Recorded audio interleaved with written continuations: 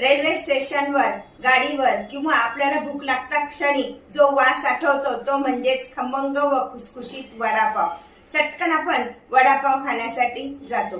तर हा वडापाव घरच्या घरीच कसा बनवायचा ते आज आपण बघूया। हॅलो, हाय, मी कल्पना तिडके। कल्पना तिडके या रेसिपी मध्ये मी आपलं स्वागत करत आहे।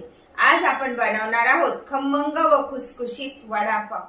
कुकर मध्ये 300 ग्रॅम बटाटे स्वच्छ धुवून घेतलेले, मध्ये स्वच्छ धुवून घेतलेले 300 ग्रॅम बटाटे बुडेल इतपत पाणी टाकूया।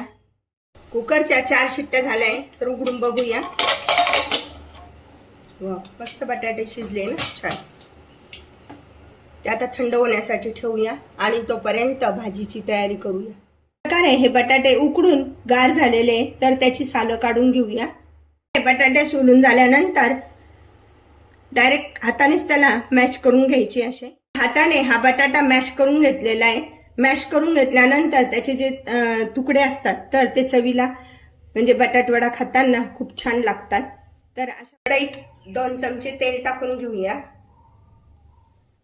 अर्धा चमचा मोहरी, अर्धा चमचा जिरे, अर्धा चमचा बडीशेप, हिरव्या मिरचीचे तुकडे, आलं, 1 चमचा लसूण, कढीपत्ता बारीक चिरून घेतलेला। अशा प्रकारे व्यवस्थित छान असं परतून घ्यायचंय। मिरचीचे तुकडे न करता मिक्सरला वाटण सुद्धा करून घेऊ शकतो। 2 चिमूट हिंग, बटाट्याची भाजी असल्यामुळे 2 चिमूट हिंग टाकायचंय। चिरलेला कांदा,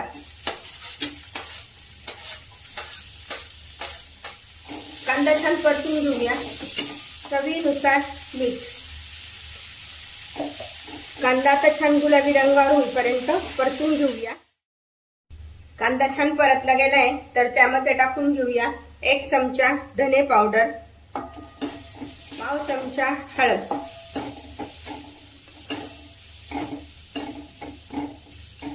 घेतलेला बटाटा टाकूया।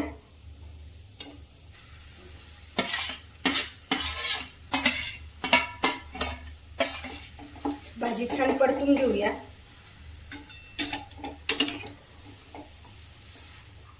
अशा प्रकारे कमी तेल वापरल्यामुळे बटाटेवडे तेलकट होत नाही। आता व्यवस्थित हे बटाटे छान असे परतून घ्यायचे। अशा प्रकारे बटाट्याची भाजी तयार झाली आहे। त्यामध्ये टाकून घेऊया भरपूर सारी कोथिंबीर देठासहित आणि पुन्हा एकदा परतून घेऊया व्यवस्थित। यामध्ये कोथिंबीरचा फ्लेवर छान लागतो, बडीशेप आणि कोथिंबीर। बस, आता गॅस बंद करूया आणि थंड होण्यासाठी ठेवूया। भाजी थंड होतीये तोपर्यंत आपण बॅटर तयार करून घेऊया। अशा प्रकारे ही अर्धी वाटी डाळीचं पीठ घेतलेलं आहे, चिमूटभर साखर, लिंबू,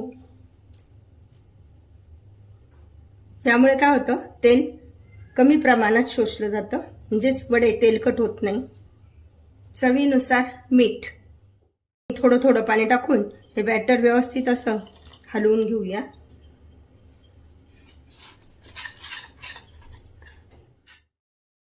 अशा प्रकारे पीठ एकत्र झाल्यानंतर ओवा थोडासा हातावर कुचकरून तो त्यामध्ये टाकायचा आणि सगळ्यात शेवट टाकायची थोडीशी चिमूटभर हळद, जास्त नाही टाकायची। पुन्हा एकदा फेटून घेऊया व्यवस्थित। अशा प्रकारचं हे बॅटर तयार झालं पाहिजे।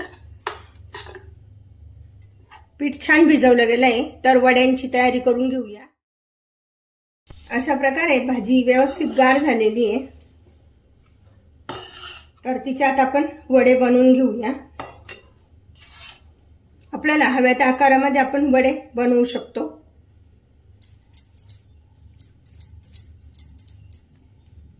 अशा प्रकारे आपण गोल पण वडे बनवू शकतो किंवा अशा पद्धतीने चपटे पण वडे बनवू शकतो। अशा पद्धतीने आता आपण हे सर्व वडे बनवून घेऊया।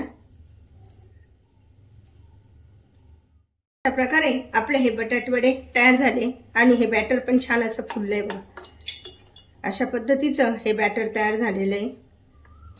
जर आपल्याला वाटलं तर थोडंसं आपण त्यामध्ये पाण्याचा वापर करू शकतो। त्यामध्ये टाकून घेऊया चिमूटभर सोडा, बेकिंग पावडर आहे, थोडंसं पाणी टाकायचं आणि छान फेटून घेऊया.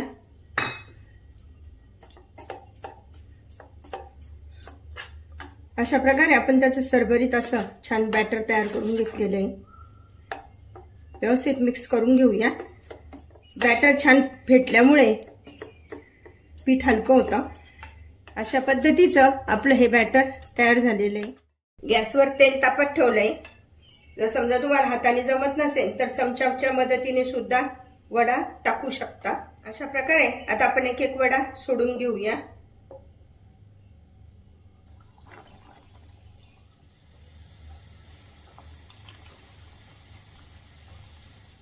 जर समजा असं चुकून एकावर एक टाकलं गेलं तर लगेच हलवायचं नाही, नंतर ते थोड्या वेळाने हलवायचं, म्हणजे वडा छान हे होतो.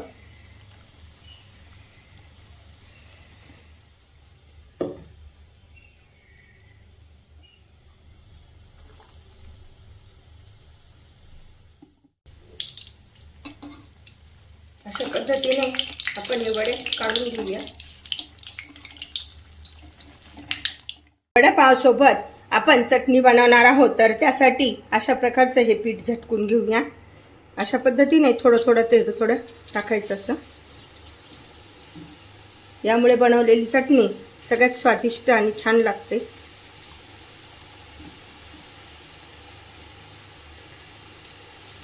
अशा प्रकारे आता आपण हे कुरकुरीत तळून घेऊया. चटणी बनवण्यासाठी आपण हे सुकं खोबरं, लाल तिखट, मीठ, लसूण आणि हे वडे तळताना जे बेसनाचा जो भुगा निघतो तर तो टाकून आपण ही आज लाल चटणी बनवणार आहोत. त्याऐवजी आपण शेव पण टाकू शकतो. अशा प्रकारे आता ही खमंग आणि खुसखुशीत अशी चटणी बनवून घेऊया. सर्व साहित्य मिक्सरला व्यवस्थित बारीक करून घेऊया. गाड्यावर मिळतात त्यापेक्षाही उत्कृष्ट खमंग व खुसखुशीत वडे व लाल तिखटाची चटणी तुम्ही पण बनवा आणि मला मात्र कळवा कशी झाली आहे ते. लाईक आणि सबस्क्राईब करायला विसरू नका. पुन्हा आपण भेटूया नवीन रेसिपीसह. थँक्यू.